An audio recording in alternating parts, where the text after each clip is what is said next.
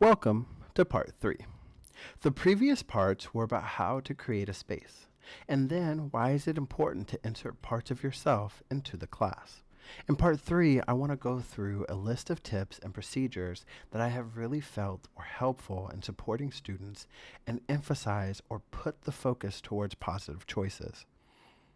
For this first tip, and it's a big one, it's about the importance of having an orientation week. It doesn't have to be a full week, but one place where I feel that we aren't always as explicit is in terms of how our classes run. Yes, we spend the first day to go over syllabus or introduce our expectations, but to me, there are so many other opportunities that we have during that time, especially when that time is so important in cementing your classroom culture, because we have about 1 to 2 weeks of a grace period with students. A period where students are trying to get to know you and your class, and more importantly, before the frustrations begin to take hold from homework or from tests or from missing classes that really begin to chip away at their positive mindset. I need a period of time to be able to figure out who students are and what their tendencies are prior to presenting content. How do you do that? I like to spend the first day giving them an introduction of who I am as a person, while also using the first day to begin the process of students creating their own profiles. There's actually a video sample of what this could look like. On day 2 is where students can introduce themselves in some kind of way, and it introduces them to how talking circles operate. It then finishes with a room tour, and this is where your dynamic room can become an asset, where students learn what resources are available to them. You're trying to impress upon them that initial rule that I care about you. One thing I don't think we do a good enough job is telling them our expectations, and so I have a full day devoted to it. I think something that every teacher should do is bring in past students to come in and talk to them about some of how the class works. It allows them to get a student perspective of what to expect while also identifying someone else who has gone through their experience, so that by the end, students can come away feeling that they might be successful going forward. At the end, I make the orientation materials due, and so it's also a nice check as to what a student's student skills happen to be. Initial impressions of the class? That's it. I thought it was gonna be really cool. I came in and there was like the lights were off and you were wearing a lei and you were like super excited and the class was like it was neater than it was now. So it was like I was like, oh, this is gonna be good, especially because I had like the same science teacher for 2 years in a row and I didn't like her. And I didn't like her classroom either. So I came in and I was like, whoa, this is new. This is cool. I like this. At first, I was like, my first black teacher, pretty fire. But I liked how you were all nonchalant and how you gave us our space.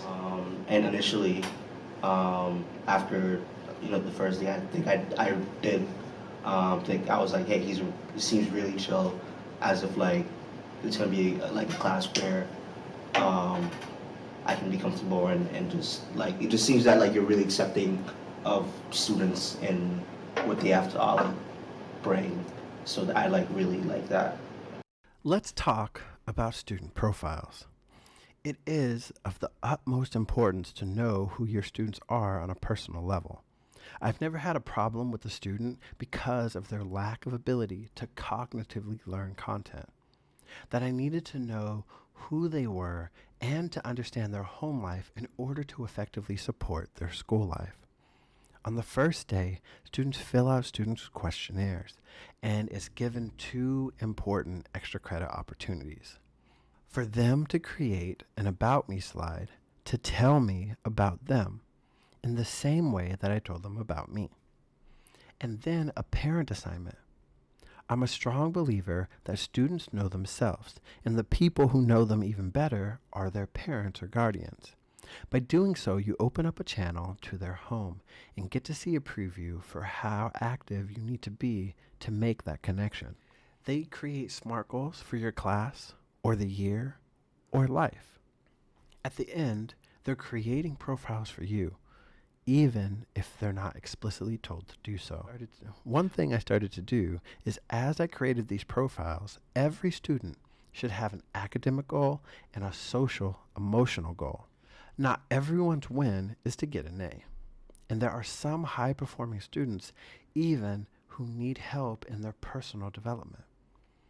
And by knowing a student's profile during my presentation, I can refer to some of these things as a way to let them know, I see you. And I think what really made him different is, at least for me, I guess he really cared about me more as a person instead of a student. You know, he would like check in on me, make sure like I'm doing okay, like not only like academically but like emotionally, and making sure that, you know, I was comfortable and I was safe, and like he really actually like he really cared about me, and you know, not what my grade was, but you know how I was actually doing like in life. He made sure that not only am I like learning in school, like succeeding in school, but he wants to see me like succeed in life. And that's what he's doing really. He's making sure that the other parts of my life are just as, you know, in the right places. Really, just I guess a lot of students, like, you don't see what happens outside of school because you only know who they are as a student. Like, that's what you see day in, day out. You just see what they do academically. You just see what they do in the classroom. And a lot of times, like, they have, you know, a different life outside of school. I think a lot of teachers do a good job of trying to connect with their students and, like, you know, trying to make sure, like, they're doing okay in life. Like, I mean, I know you've done that a lot, which I'm very thankful for. Like, you know, people you stay after every day and you try to connect with them and you have conversations with them. That stuff not about school. But I think a lot of teachers don't, not that they don't care, but they don't try to make it a point to actually really connect with the student on a level that isn't academically. What do you think? I felt like one of my teachers actually cared about me, but then the rest, like last year, like I was out for like 2 months, I think, something like that, and they all knew about it, and the only one that like came to like check up on me, like make sure I was doing okay, was Mr. Maldonado. Like, I feel like if they're aware of something that's happening and they're not like following up to make sure like I'm keeping up with the stuff after missing like 2 months of material, I feel like that just shows that not that they don't care, because I know that the teachers have like a very like tight schedule and all that, but like, I don't know, it doesn't seem like they were making a big effort. Yeah, just to come in and teach, which, I mean, in a broad sense, it is. But, I mean, I feel like their job should entail more than just, you know, like, helping the student, not just, you know, just teaching it, and even if no one gets it, just keep teaching it. Yeah, I think, well, I mean, I think every teacher's open to it. Like, they'll, obviously, like, a student comes by and tries to, you know, go up to them and talk to them about it. Like, every single teacher would be, you know, completely on board with it and try to help the student. But I think there is some teachers that, you know, maybe will, like, still see and recognize that a student's struggling, and they'll see like, some days they'll just not be with it. And I think some teachers just try to, like, they'll have a student that does really well, and then all of a sudden for like a week they're not paying attention, they're sleeping during class, they're starting to slip. And I feel like some teachers don't really try to think and make it a point of maybe there's something else going on, and they just think, well, maybe they're just lazy, and they don't really, I mean, again, it's not their job to go out of their way and try to help that student, but I feel like just some teachers don't try to help certain students and don't actually try to talk to them or figure out a way to, like, make them succeed. This tip kind of goes back to deconstructing the workshop model. I go into it having some basic principles, which are that lessons should be small, 15 to 20 minutes. It does require scaffolding and testing, but every lesson should be accessible in some way to others, not just those who understood the previous one. And it is not good enough to go through the lesson. I find that students need or want you to demonstrate step by step how to do the problems that they have in front of them. Modeling is important, but the example problem that you did, students may not have been paying attention like they should have, or they might not have had a problem written down for reference later. By doing a problem that they are going to be required to do anyway, it gives incentive to pay attention even more. It helps expose to students that how they are doing is a product of choices they are making. I tell them to matter or not. You get to choose. And lastly, for every assignment, students should have time to work on it. Not only do students think this is fair, it allows you to see what their student skills are in real time, what they are like during their scholastic moments. That student who goes home and never touches their bag again isn't evil. They just lack the understanding of why that is important and needs to have some way to move forward too. It also allows you the flexibility to get to each of the students one-to-one. Yes, some of them might be unresponsive when you come to them, and you will have to move on, but it will act as a reflection point later on when they eventually have to confront their own choice. It also helps them to work together and allows them to navigate how to get help and/or the responsibility that can come with helping others. I found that I was more effective addressing IEPs, 504s, or any other troubleshooting far better when I switched to this model. And lastly, because lessons are only 15 to 20 minutes, if I have the time, I can go right into more content if time allows. I think some teachers make it easier for you to put effort into their class. And I think the decisions they make to teach and how they teach is really influencing you on, do I want to put the effort in at this point in time in this class, and do I want to make sure I know this material, and am I motivated? Yeah. I think that the class setup too, like intro and then work and then free time to do your work or other things, that was good. I think that it helps me, especially when I had questions on things. I could just use the free time and ask you or ask my lab partner or something. So I think it was just overall a really good class. I think that especially as you go through high school, the teachers get more I don't care. I know for sure that my math teacher does not teach the lesson. They kind of go over the concept without going into details. They give you the work and they're like, okay, good luck. The test is on Friday. Or some teachers, like my English teacher, they kind of discuss, but they don't get into the details of how this class is important or how it will affect you in the future.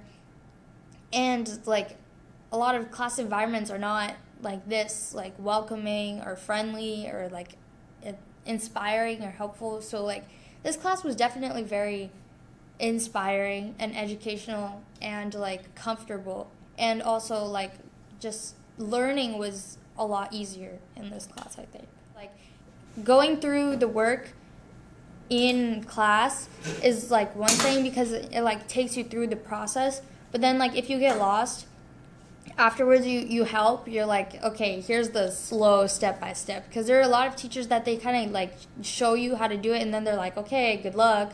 But if you get lost, there's a lot of ways to figure it out slowly. Also, I have had anger toward teachers. I'm not gonna give any names, but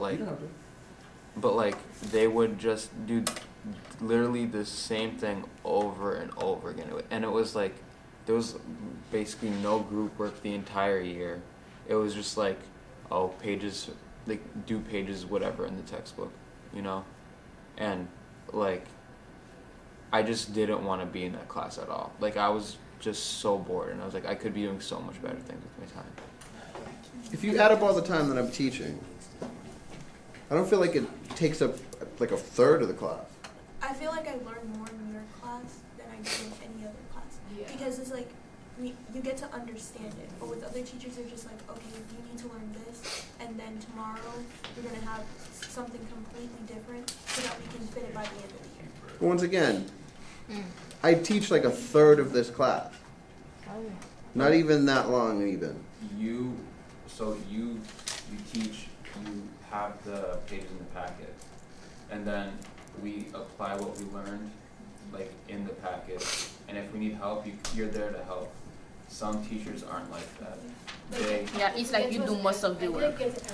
They'll teach like the whole class, they'll start a problem and they don't finish it because there's not enough time in class, and then the next day it's just the kids don't know what's going on. But he made it seem very easy, and like he didn't teach you a student, he taught you as like, I think he taught everyone like the same and made sure everyone knew everything before he went to the next lesson, and like if he had some problem you could tell him and he would like, you know, figure a way to help you somehow. Well, I think it's like, it's all relative, the amount of, even if a teacher, so let's say you teach instruction for 30 minutes and another teacher teaches for 50. I think it's not the amount of time taught, but I think it's kind of relative to how much they're actually getting out of the class. So I think if your ability to kind of engage the class off the bat and really get them wanting to, talk and wanting to like learn, versus a class of kids that just came in, they're tired, they don't really want to do anything, and they're instantly into instruction, they're not really going to want to pay attention. So I think like the percentage of actual like stuff learned can be way higher in a 30-minute teaching time versus like 50. Wow. It's because you have a fun environment in your class. Like, I have the experience of in this class, and then I have next period, and then I also hear about it in every other period because I have friends in those classes too. And it's just like everyone loves your class because it's such like it's a fun environment. It's like all the desired characteristics of a teacher that you want, you have in your class. Like, you start off with like this like opener thing. Like this week you've been doing like the teacher appreciation thing, and those videos are like, I guess, like eye-opening in a way. Like, even if it wasn't like teacher appreciation week, right? Like, you do stuff that relates to the world, and you don't get that in every like other class. And then your content, like you teach it, but you also make it fun, and you make sure everyone understands it before you move on. I think that also helps, because then you don't get like a million people throwing up their hands at once, and then you give us those like 20 minutes at the end to do our work, and that's good for like social interaction too, but you also get your work done. And in the end, it's up to the student to get their work done. I want to talk about dispelling this idea with a question. Is there a reason that work needs to be due the next day? If the importance is that they meet the deadline, then the deadline can be anything, and students just have to meet it. Another thing I felt even as a student is that it is unfair for teachers to be in class the entire time and then at the end of said class take out some phantom extra assignment that I now need to somehow complete before tomorrow. You could have given me that beforehand, and that's not fair. How this came about is that I myself was having a problem of keeping track of all of the paperwork with a new worksheet every single day. However, I somehow expected students to be able to do it too. I don't think that's fair. Luckily, I had a student who had this problem of keeping track, and so I instead put together packets with everything that they would cover in the entire unit, and just had him turn that in, and found that it was easier to follow and harder for them to lose. And just like that, boom, problem solved. Generally, I make everything due on quiz day, which normally gives them 1 full week between my final content lesson with labs and activity and between the final lesson and the quiz. It allows students the ability to manage themselves over that time. Students continue to give me feedback about the relief they got from being able to prioritize when to do things. Or maybe they didn't do this, and it emphasizes their choices again. For me as a teacher, it allowed me to do batch grading. Instead of grading every single sheet and putting in every single assignment individually. I have just one total grade to put in, so it's good for everyone. With the packets, I feel like the packets you do is probably the best strategy any teacher has given, because you make it seem because like the packet itself, the whole entire thing is due like I don't know in like 3 weeks or 2 weeks, and like we do 1 page a day most of the time, and then later if we don't finish, it's not due the same period or the next day. And I feel like that's the thing with teachers, like they try to rush so that everyone's done with a page a day. And like, you know, I can like start halfway through a page, and then the next day we learn something new, I continue on with that page, and then I continue on with the lesson. That's what I usually do. But I get packets all the time in my class. That's how my class runs. But it's different. It's different. Like you do this stuff. Well, see, your packets, they're sectioned out. Like, teachers will just throw us a packet, expect it done in, like, a day or, like, maybe, like, at most, like, 3 days. You go through and teach how to do it. You give us, like, the problems that we need to know for the test and, like, what we need for, like, the final or whatever. But other teachers, they just give you the packet. It has the information, and you have to teach it yourself. Something Gabby said just really resonated with me, or helped support what I was thinking. That by requiring students to turn things in the same day or the next day, you place emphasis on just completing something for the sake of completing it instead of learning. She wasn't done with the previous day's work, so she wasn't able to continue where she was at into today. She's not horrible for taking longer to process or learn something. She's just a student. I think by doing so, you lower the importance of students taking the time to learn, which ultimately leads to a reduction in student skills. Here's an example of a calendar that students can follow. And as you can see, they have time between the final lesson and quiz day. As you hear them say, the packet makes them feel like it's a lot. But they also think that the amount of time is manageable and fair. Well, you give us the packet, and you tell us you say, we're gonna be on page blah blah blah, and we go to the page, and then we do it. Usually we seem to do it all together, apparently. So yeah, I don't know. I think that the packet is kind of like helpful because like I know that. Like me, I can't complete I'm really slow, especially with handwriting, like I'm slow. So like if I have more time to finish something, I feel like it's better, like it stresses you out less. But I think also that like sometimes there's a lot of papers, so the packets can be stressful. You know? Honestly, it was a lot. Like, it wasn't a lot, but like, it wasn't a lot, but like, those packets are too big. That's true. But it's just like, I'm just a lazy person when it comes to like homework and stuff like that.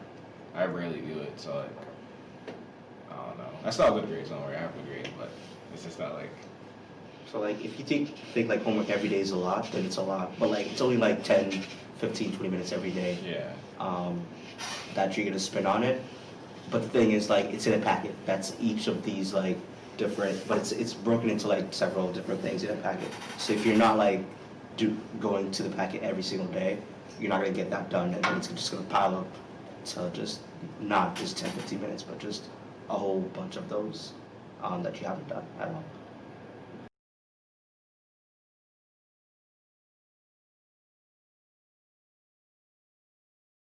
Yeah, I think the homework is fair. I think that most of it is really close to what we do in class. You have free time in class for a reason. Like, if you need to use it for other things, sometimes, like, that's okay. But, like, if you're not going to do it in class, at least, like, get your questions out. Like, ask your friends, ask Mr. Douglas. Like, make sure that you know what you're doing so you can do it and then not, like, get home and be like, oh, no, I don't know what this is, and then not do it. And also just, like, know when the deadlines are. I think what's challenging is just that it's chemistry. So the homework itself is going to be kind of hard. If you're like me and you're, like, terrible on math, that can be a struggle. But, like, just kind of working on, like, getting your questions out, like, doing what you know, and then, like, asking people for help can be good. Yeah, it was fair. So it was fair. Yeah. It's just like I didn't like doing all those packets. You get so much time to do it, and so much time to like get it in. so much. It's fair. When it comes to Mr. Douglas's class in particular, like I would say just it's all about doing things every day. Is because don't like think that like you just have to just do work every single day. Like don't expect to not do any like something for the class at all. Like even though like you didn't do a lot in class, or even though the lessons seemed easy, there's still gonna be something for you to do or something for you to look at. Or even if there isn't, it's good to like just look at something because oftentimes we'll have like a packet and it's like there's just so much stuff and it just piles up and it's like thousands of sheets. It looks like so much when you have to do it all at once, whereas if you spread it out over the amount of time it's supposed to take, it's gonna be a lot less work. Okay, be organized. Watch the calendar because it slips by, man. Class is fun, so then like sometimes you're like, oh, and then you're like, oh, whoops, I didn't do that. Right. So these aren't flexible. Or like, if you have some problem or like something to do, and you tell them, they'll be like, okay, well, the assignment needs to be done. But there's some teachers like, if you tell them there's something, they'll be flexible with you. So I think the teacher should be like a little bit more flexible with the students. In terms of what? Flexibility in terms Like of assignment, like due dates and something like that. Right? Let's give a big paper due, right? And it's due in like a week, and let's say like I only have some like family issue. Then I think like they should give you like 1 or 2 more days to work on it, right? You just tell them you don't care. I don't want to speak too much on this, as I think the students do a great job of really giving good feedback. What I would push people to think about is to stop worrying about things that don't concern their education. My flowchart for when to give consequences is really just 3 things. Are they a danger to someone physically, danger to someone emotionally, or danger to someone academically? If the answer is no, then that student doesn't deserve to be punished. I would go back and look at your triggers too and see if there's a link there. Their consequence should be in their academics. I take points off if I feel that their cell phone use takes away from their learning, or if they are simply completing work or copying, but their tests don't reflect that same knowledge. Going back to the expectation day, a rule being in the handbook does not count as informing a student of your rules. And lastly, students are supposed to make mistakes. Part of our job involves applying consequence afterwards, and then there should be a pathway for how to bring them back to where they are supposed to be.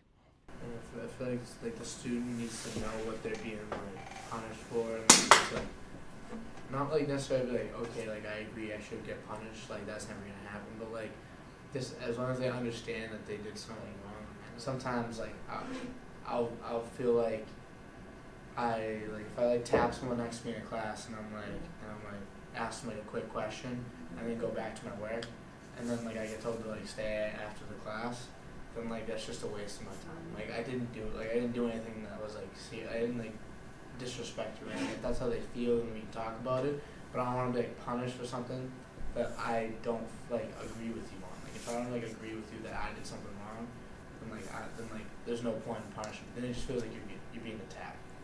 Even if you don't find them fair, like if you're a student and you don't find a rule fair, well, like it's not your classroom. Like you can't like if you had like it's like when in the school they have like a no hoods or like hats, like they don't really hold it too tight. But like if you get mad that like I wear a hat sometimes, like and if I can't get mad if they like write me up for it. Like if they like it says don't do it. So like I wear a hat. Sometimes I just take it off when they ask me to, but like if it says to not do something and then you do it, like as long as you have it written out, like I don't see why a student has a reasonable reason to get mad about being disciplined. And like if they do get mad about being disciplined, then that's on them. They know why. Like if they know why, then like there's no like then maybe it's not always justified. Like they can be mad, but it's not justified.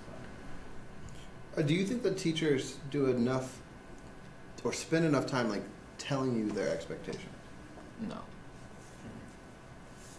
You go over them at the beginning of the year, and then they never talk about it again, and they expect you to remember it.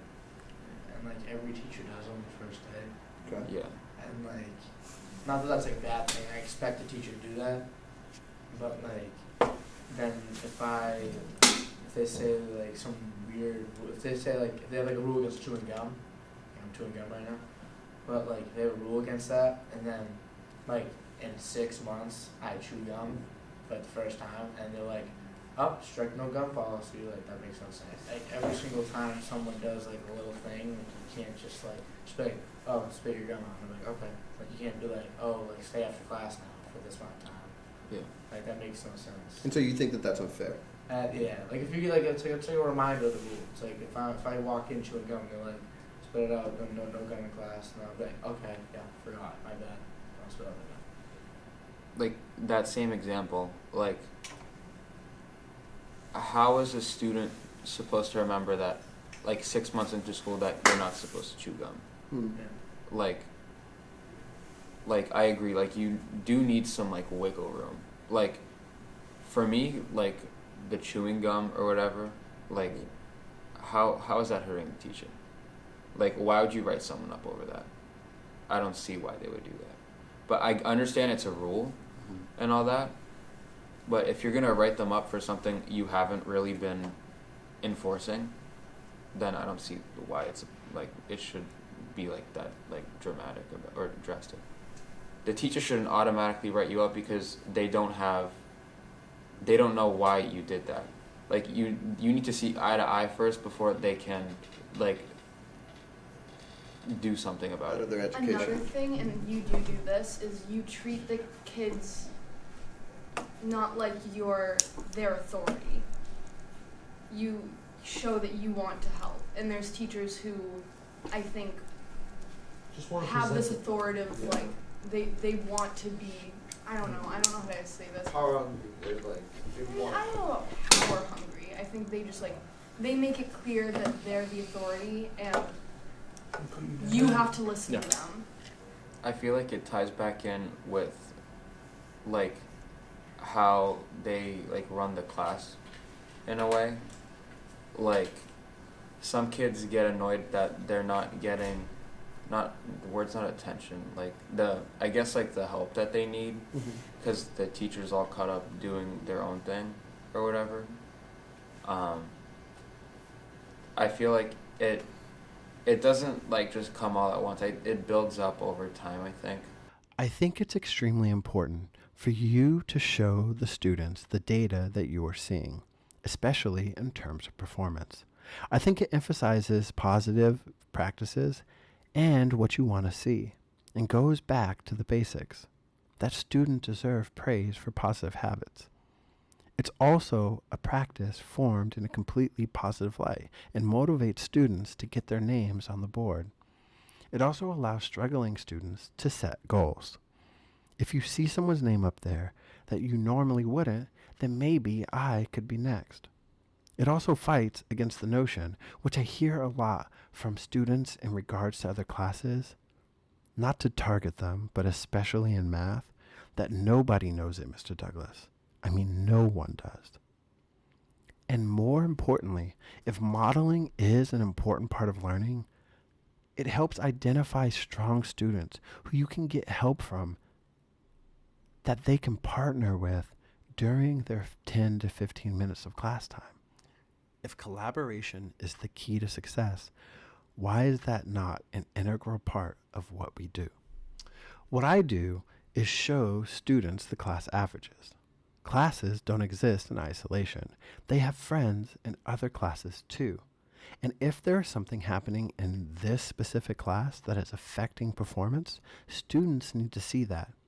I then shout out all of the students who score 90% or higher, and then the students with the highest scores, and find a way to reward that positive performance, whether that be candy, extra test corrections, or having no more assigned seats. All of this culminates in a Student of the Year award. We're heading into the last quarter. I present the nominees with an eventual winner by the end of the year. with a prize included.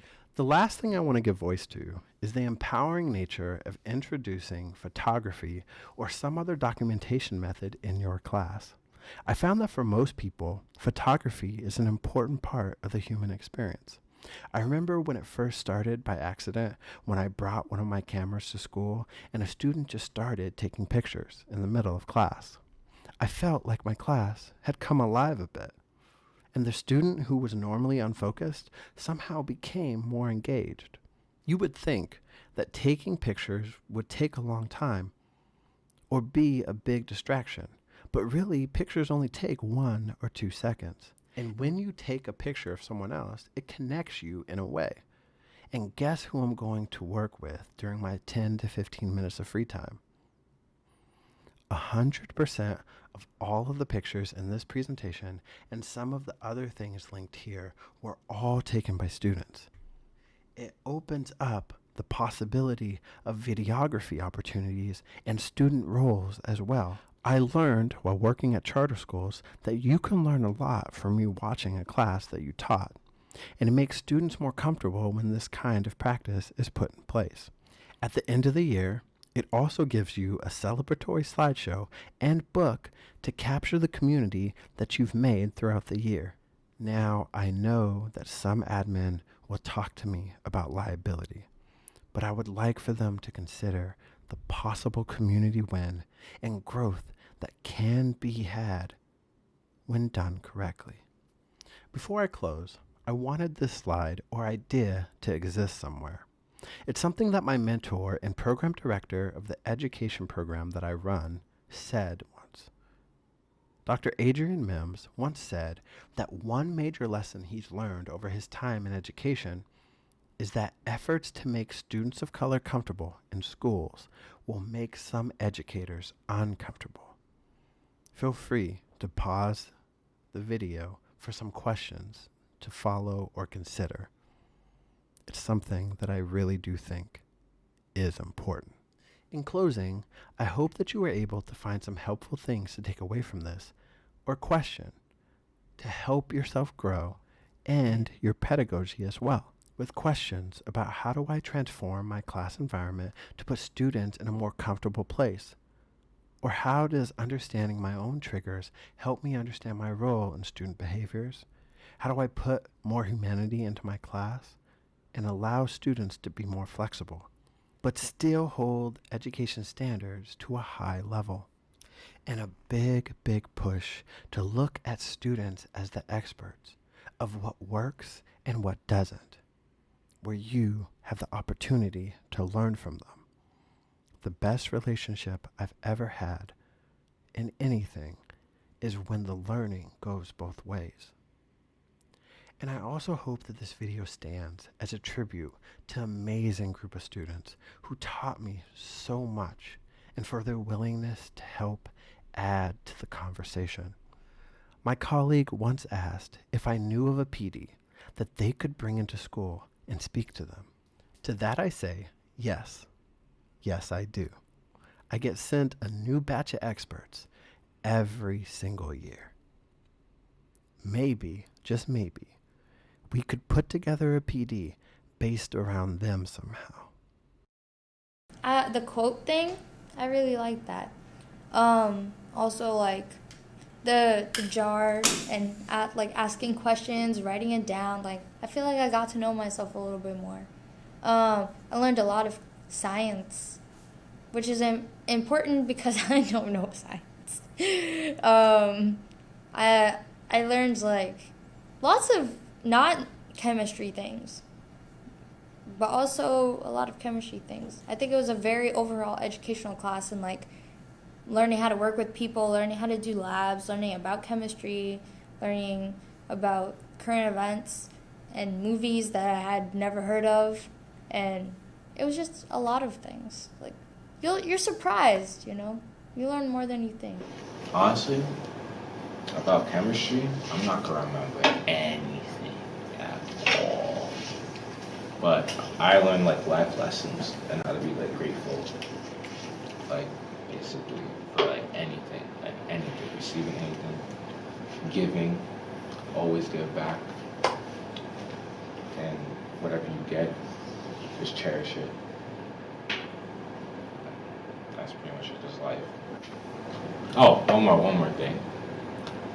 Everything lab, like everything in this classroom, he spent with his own money. So if you get food, you got your like the chin. Yeah, that's pretty much it. I think like the key one is space. You give us our own space, and you're able to talk to us whenever we need help. And I think that we need more teachers like that. Plus, I don't know how we're gonna, like, as you said before one time, how you're gonna want us diverse kids to learn if there's no diverse teachers, when there's only like there's nothing wrong with having like white teachers and everything, but I can see how kids with like bad grades or active or in like a negative wouldn't want to learn from someone they're like not comfortable with, haven't had the same lifestyle as them. Yeah. I think anything else I'd like to say is if you're in this class, you're really lucky. I want to acknowledge some really amazing educators and institutions that I've come across in my long journey to find a home in education. No matter what the experience, I hope you know that I was listening, and the words and encouragements that you have given have continued to stay with me. I love talking about pedagogy, but please know that this video or series of videos does not mean or suggest that I have everything correct, or that even these things that I say work. I just think that they can make our environment better and are worth exploring. I love talking about pedagogy, so I'll leave my contact information here for those inspired to be able to use it. Douglas out.